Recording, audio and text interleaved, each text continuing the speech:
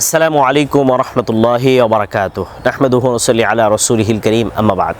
সম্মানিত দর্শক শ্রোতা মণ্ডলী, আসলে প্রফেট মুহাম্মদ সাল্লাল্লাহু আলাইহি ওয়াসাল্লামকে যারা নবী হিসেবে মানতে চায় না, তাদের কাছে আমার একটি প্রশ্ন হচ্ছে যে মুহাম্মদ সাল্লাল্লাহু আলাইহি ওয়াসাল্লাম তার সারা জীবনে একটিবারের জন্য মিথ্যে কথা বলেননি এবং তার শত্রুরাও তার ব্যাপারে এই সার্টিফিকেট দিয়েছে যে তিনি সর্বদাই সত্য কথা বলেছেন এবং তার জীবদ্দশায় কোথাও এটি প্রমাণিত হয়নি যে তিনি কোনো মিথ্যে কথা বলেছেন। তাই আমরা আজকে আপনাদের সামনে বলতে চাই যে মুহাম্মদ সাল্লাল্লাহু আলাইহি ওয়াসাল্লাম যে সে যে তার সারা জীবনে কোনো মিথ্যে কথা বলেনি, এটি কি প্রমাণিত হয় না যে তিনি আসলেই একজন নবী? কারণ মুহাম্মদ সাল্লাল্লাহু আলাইহি ওয়াসাল্লাম নবীদের জন্যই কেবলমাত্র এটি সম্ভব। আপনি অন্য কোনো মানুষের মধ্যে কিন্তু এই ধরনের গুণ কিন্তু আপনি খুঁজে পাবেন না।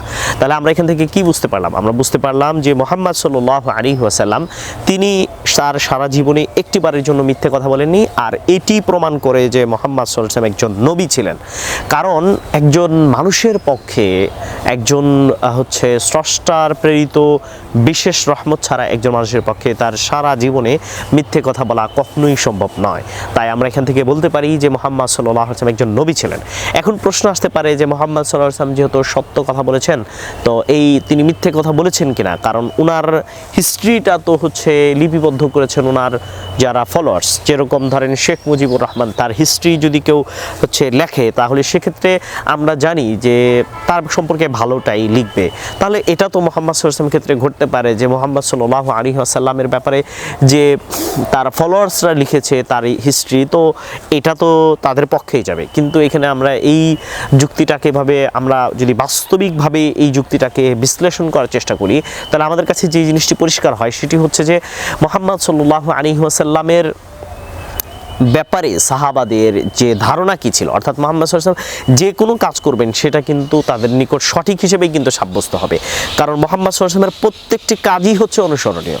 সুতরাং যদি তার কোনো কাজ অনুসরণীয় যোগ্য হতো, মানে অনুসরণযোগ্য না হতো, তাহলে কিন্তু তার অনুসারীরা কিন্তু তাকে ডিনাই করে দিত।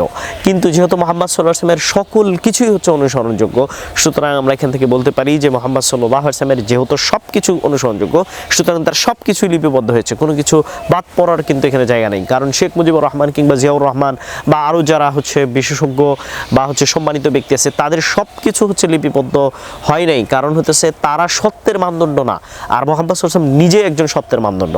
সুতরাং এখান থেকে বিষয়টি স্পষ্ট পরিষ্কার হয়ে যায় যে মুহাম্মদ সাল্লাল্লাহু আলাইহি ওয়াসাল্লামের প্রত্যেকটি কাজই লিপিবদ্ধ হয়েছে এবং তার জীবনে সে কখনো একটিবারের জন্য মিথ্যে কথা বলে নাই। তাই এখান থেকে আমরা মানুষদেরকে স্পষ্ট বার্তা দিতে চাই যে নবী আলাইহিস সালাতু ওয়াস সালামের পক্ষেই কেবলমাত্র এটি সম্ভব যে তিনি সর্বদাই সত্য কথা বলেছেন, আর এই জন্যই তাকে আমরা নবী হিসেবে অ্যাকসেপ্ট করে থাকি। তাই রাসূলুল্লাহ সাল্লাল্লাহু আলাইহি ওয়াসাল্লামের নবুয়াতের প্রমাণ এটি একটি বিরাট একটি দৃষ্টান্ত হিসেবে আপনাদের সামনে স্পষ্ট হয়েছে বলে আমরা আশা করছি। আল্লাহ তাআলা সকলকে এই উক্ত বিষয়টি বোঝার তৌফিক দান করুন। আমিন। ওয়া আখিরু দাওয়ানা আলহামদুলিল্লাহি রাব্বিল আলামিন। আসসালামু আলাইকুম ওয়া রাহমাতুল্লাহি ওয়া বারাকাতুহু।